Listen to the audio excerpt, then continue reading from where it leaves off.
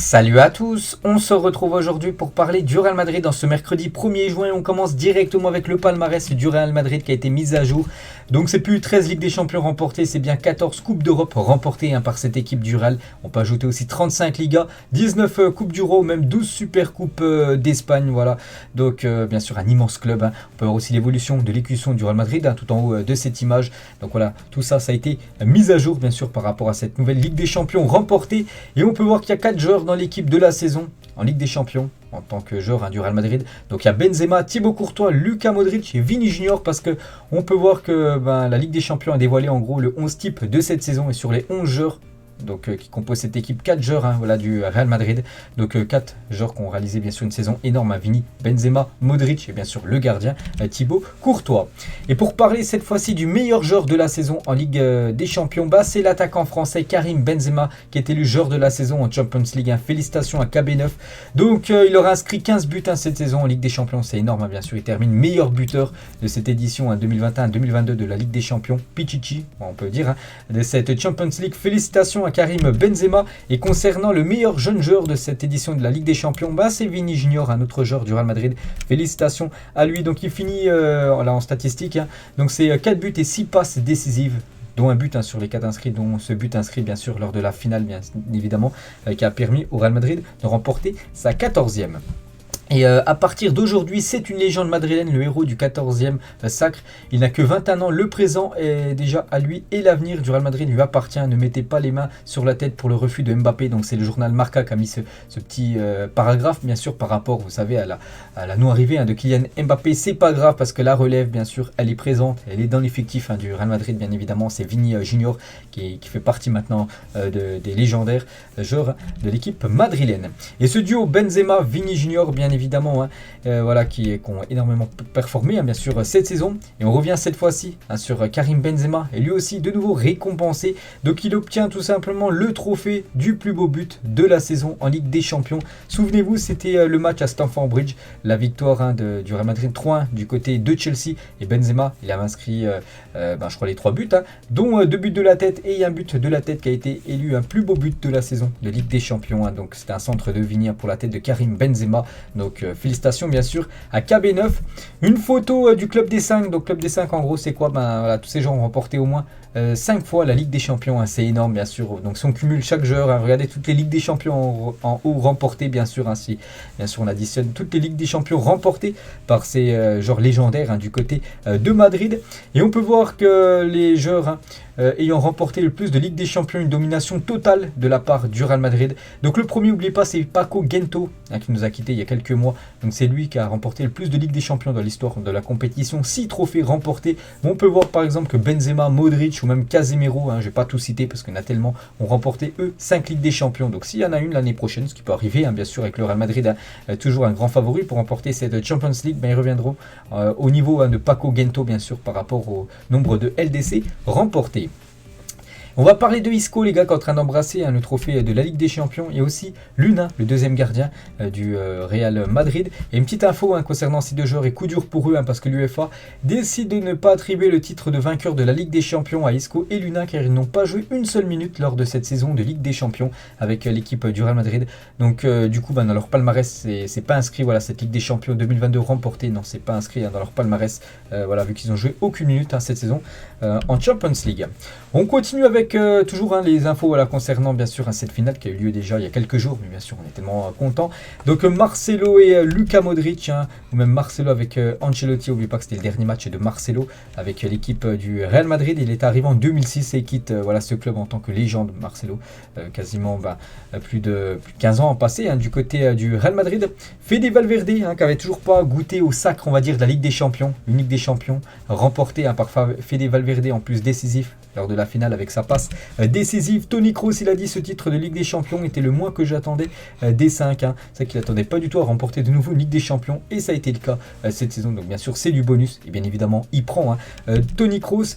David Alaba, qui a obtenu sa première Ligue des Champions du côté du Real Madrid, parce qu'il avait remporté il y a 2 ans du côté du Bayern Munich. Notre esprit, notre volonté, notre dévouement, notre trophée à la Madrid, il a mis ça sur son compte Twitter, aussi une petite déclaration de sa part, le secret du succès, ce blason, cette mentalité, nous sommes une équipe avec de bons footballeurs, mais aussi une équipe qui croit toujours à la victoire jusqu'au bout et qui fait tout pour y parvenir. Donc la preuve, vu que bien sûr le Real Madrid y a cru jusqu'au bout, malgré que ça a été compliqué cette saison. Voilà, c'est bien le Real Madrid qui remporte cette Champions League. Nos Belges, Thibaut Courtois avec Eden Hazard. Et Hazard, il a dit: j'étais venu au Real Madrid pour mettre la cerise sur le gâteau, j'étais arrivé en pleine forme, mais ça ne s'est pas passé comme prévu. Je suis évidemment triste et un peu déçu, même si je suis heureux de gagner et d'être dans le meilleur club du monde. Mais bon, il a un petit peu un goût amer, on va dire, voilà, Eden Hazard, par rapport à toutes les blessures qu'il a eues, parce que avant c'était un joueur de classe mondiale. Bon, ça reste toujours un joueur de classe mondiale, mais voilà, trop blessé, tout simplement. Eden Hazard, il a également dit: cela fait de nombreux mois que je dis au club que cette plaque me dérange, cette plaque qui avait été mise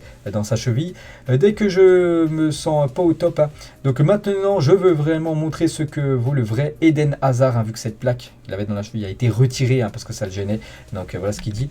Il a aussi dit, donc le Ballon d'Or, il n'y a pas photo, Benzema, donc ça met en face Benzema. Donc si Courtois avait été au bout à l'Euro, il aurait pu aussi réellement être un favori pour remporter ce Ballon d'Or. Il a également dit: à moi de prouver que je ne suis pas fini. Je sais que je peux apporter beaucoup au Real Madrid. Je n'ai jamais eu l'envie de partir ailleurs, parce que la vanne c'est un petit peu partout, mais vraiment il a toujours envie. De rester du côté du Real et toujours essayer de réussir du côté de Madrid. C'est ce qu'on espère la saison prochaine. Et Eden Hazard est soulagé que Kylian Mbappé ne signe pas au Real Madrid. Donc voilà, beaucoup de supporters ont été vraiment déçu que Mbappé ne signe pas du côté du Real. Pas Eden Hazard, les gars. Donc il a mis un petit message, avec Kylian, les places auraient été encore plus chères, c'est sûr, a confié le Diable Rouge en conférence de presse avec la sélection ce mardi. Mais je saurais tout de même rester parce que je sais que maintenant la voie est libre pour revenir à mon meilleur niveau et prendre du temps de jeu. Je suis loin d'être fini, a-t-il poursuivi, voilà, en conférence de presse hier, avec la sélection belge. Donc bien sûr, sur l'arrivée de Kylian Mbappé, ça aurait été plus compliqué pour qu'il puisse se jouer. Donc il est plutôt content, voilà, que Mbappé n'ait pas rejoint cette équipe madrilène.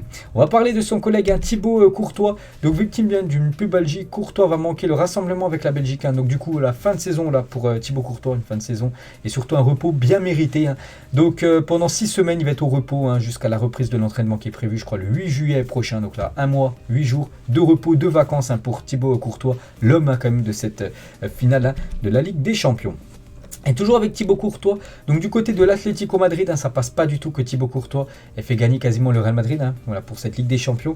Et le président de l'Atlético, il a dit: les fans veulent enlever la plaque de Thibaut Courtois au Wanda, donc parce qu'il a une plaque en tant que légende du côté du stade de l'Atlético. Si vous voulez l'enlever, allez-y avec une pioche et une pelle et enlevez-la tout simplement. Donc elle a été enlevée, tout simplement, elle a cette plaque de Thibaut Courtois en tant que légende.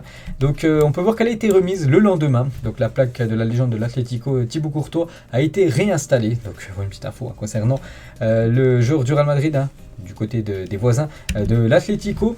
Top trio bien sûr, Modric, Casemiro, Toni Kroos. On ne présente plus bien sûr ce trio. Et Toni Kroos, il a dit: Modric, Casemiro et moi, cela ne s'arrête pas. Je suis désolé, mais il n'y a pas de fin bien sûr. Donc en gros, voilà, peut-être il pourrait viser, pourquoi pas, une 6e Ligue des Champions saison prochaine. Lucas Vazquez avec le trophée de la Ligue des Champions pour ce joueur qui dépanne bien sûr quand le Real Madrid a besoin de lui, mais répond souvent présent. Ceballos, les gars, a pris quelques jours pour réfléchir à ce qu'il va faire de son avenir. Donc en ce moment, il doute encore continuer au Real ou partir au Betis Séville, exactement dit sur son Instagram. Une saison unique et inoubliable s'achève. Félicitations à tous les Madridistas qui ont toujours cru en ce groupe. Il est maintenant temps de se reposer, de profiter de ce qui a été réalisé, de penser à de nouveaux défis. Merci à tous, à la Madrid. Donc en gros, voilà, on ne sait pas ce que va faire Ceballos. Il a joué la finale. Il avait joué à la fin de match, mais bon, il était quand même rentré en cours de jeu. Donc soit il reste au Real Madrid, soit il rejoint l'équipe certainement du Betis Séville.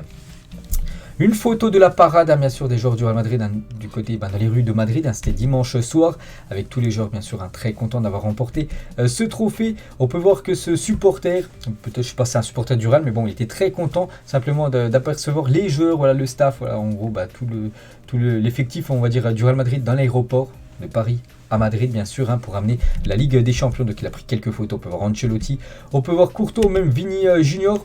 On va parler de la domination quand même de l'Espagne, des clubs espagnols, hein, surtout le Real Madrid et le Barça, aussi l'Atlético, parce qu'on prend en compte aussi l'Europa League. Donc si le Real Madrid remporte la Super Coupe d'Europe en août prochain contre Francfort, donc l'Espagne aura remporté le même nombre de trophées européens au XXIe siècle que le reste de l'Europe réunie, hein, c'est incroyable. Donc là c'est 34, donc s'il remporte la Super Coupe d'Europe, ça fera 35. Et si on cumule tous les autres pays, l'Angleterre, l'Allemagne, l'Italie, le Portugal, Russie, Turquie, Pays-Bas et Ukraine, donc ça fait également aussi 35. Donc voilà, pour montrer quand même la domination quand même des clubs espagnols. Toujours avec cette équipe madrilène, donc cette saison les gars de Ligue des Champions, il y a eu quand même pas mal de défaites, hein, surtout par exemple cette défaite surprise, hein, contre l'équipe de Sheriff Tiraspol, c'était la première fois qu'ils participaient à la Ligue des Champions, ils étaient venus s'imposer quand même 2-1 du côté de Madrid. La défaite aussi contre Chelsea, mais une défaite où ça c'est quand même passé, hein, pour l'équipe du Real qui s'était quand même qualifiée. Cette défaite aussi contre Manchester City lors du match aller. Le Real Madrid avait fait le taf au match retour avec cette magnifique remontada et ces 2 buts très importants bien sûr, hein, de Rodrigo. Mais il y a eu des victoires bien évidemment. Cette magnifique victoire, hein, contre le PSG, je pense, a été le match vraiment qui a lancé vraiment la saison de folie, on va dire, hein, pour cette équipe du Real Madrid, hein, plus n'oubliez pas pour le PSG. Et après ça a été le festival de Benzema, 61, 76 et 78, hein, bien sûr, pour que le Real Madrid, hein, se qualifie pour les quarts de finale. Après ça a été Manchester City en demi-finale, bon il y a eu les Chelsea entre. Donc City, hein, avec ce match aussi complètement fou, et bien sûr, hein, pour finir, hein, cette saison, voilà, ils étaient obligés de s'imposer en finale, puis il y a eu la victoire en finale, hein, contre l'équipe de Liverpool. Et on peut voir à chaque fois lors des matchs élimination directe, c'était toujours très compliqué, toujours le Real Madrid est passé avec un but de plus par rapport à son adversaire, hein. Donc contre le PSG 3-2, contre le Chelsea 5-4, contre Manchester City 6-5 et contre Liverpool 1-0. Donc là c'est bien sûr les scores cumulés, hein, sur les 3 premières rencontres. Donc voilà, ça a toujours passé, c'était compliqué, mais c'est passé toujours, hein, parce que le Real Madrid c'est vraiment une équipe certainement qui croit beaucoup plus, voilà, que tous ses adversaires. Et on va féliciter comme l'équipe de Cadiz, hein, pourquoi? Parce que Cadiz est le seul club qui n'a pas perdu cette saison contre le Real Madrid, hein, en Liga. Ils ont joué match aller, match retour. En Liga, ils n'ont pas perdu un match, donc c'est la seule équipe à n'avoir pas perdu contre Madrid cette saison.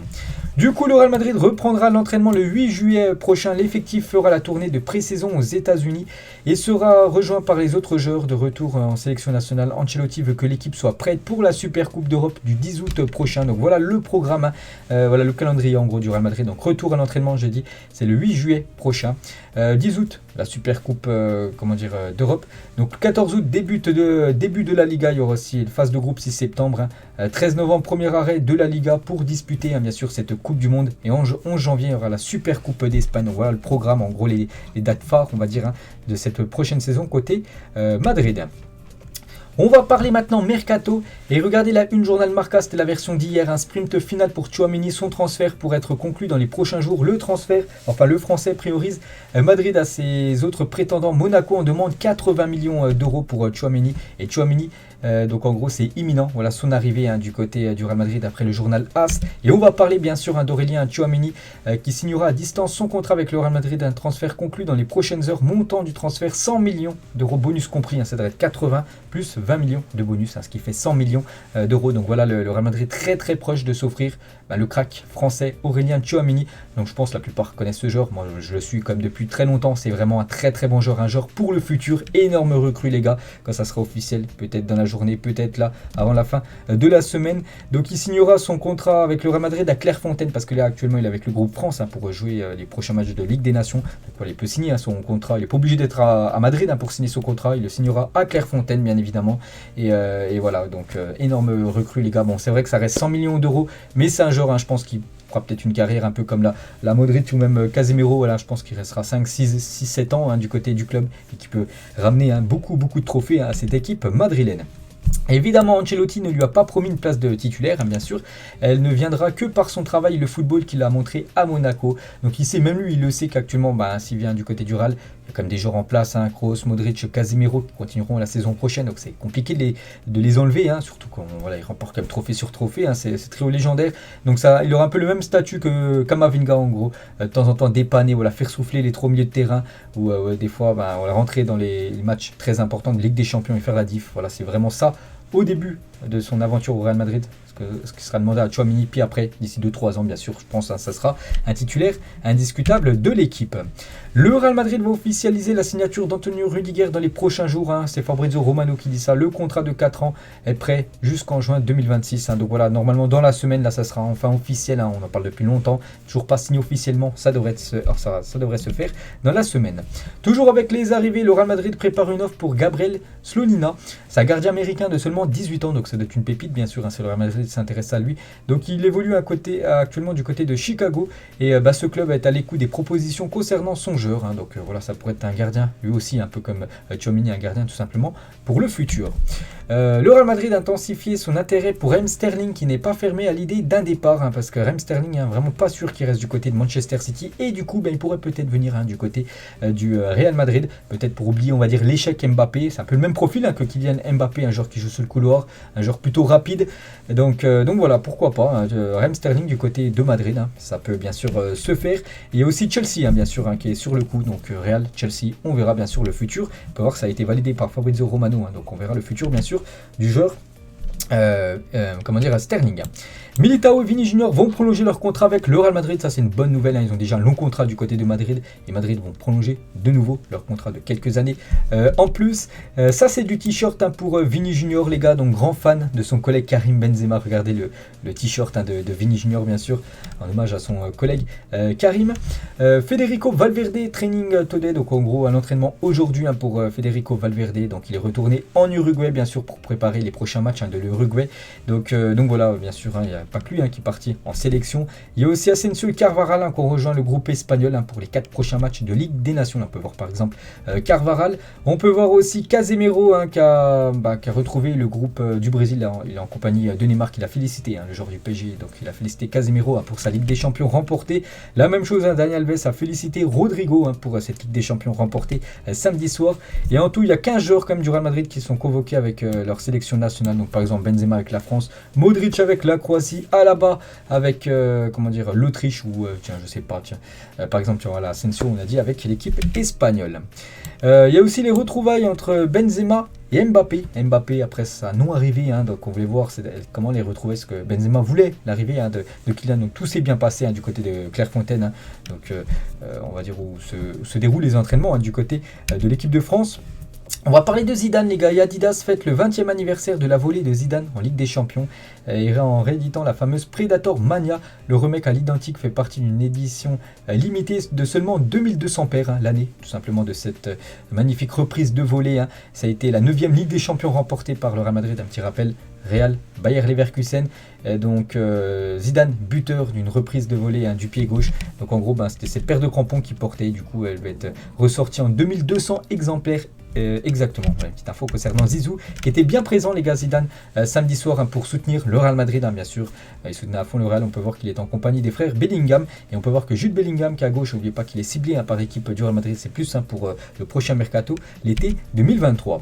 On peut voir que Théo Hernandez aussi, ancien joueur du Real Madrid, joueur maintenant de l'AC Milan, il a dit félicitations à la famille du Real Madrid, bon souvenir à la saison prochaine, parce qu'il avait remporté la Ligue des Champions, Théo Hernandez, c'était lors de la dernière édition en 2018. Donc maintenant, bien sûr, il a quitté le club.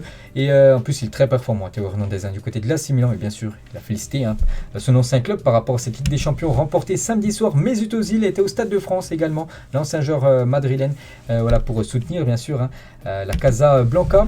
Toujours avec le Real Madrid, on peut voir que c'est un club quand même endetté. Voici le top 10 des clubs les plus endettés du monde. Bon, c'est pas le premier, tant mieux. C'est l'équipe classée en 6e position, 662 millions d'euros. Endettement en gros pour le Real Madrid. On peut voir que les collègues, l'équipe du FC Barcelone, l'autre grand club en Espagne, c'est le double, quand même, c'est plus de 1,350 milliard d'euros qui sont endettés. Et voilà, les gars, on finit cet épisode aujourd'hui juste avec cette photo. Pas de question de fin, juste une petite photo comme ça. La 14e est bien dans le musée du Real Madrid. Cette Ligue des Champions remportée samedi soir. Elle est bien sûr dans le musée qui va rouvrir ses portes, je crois, début mi-juin, je crois, aux alentours des 10 juin. Là, il y aura la réouverture du musée du côté de Madrid. Donc voilà, les gars, ce que j'avais à dire aujourd'hui. J'espère que ça vous a plu. On se retrouve demain. On parlera cette fois-ci du FC Barcelone. Bonne journée à vous et à demain.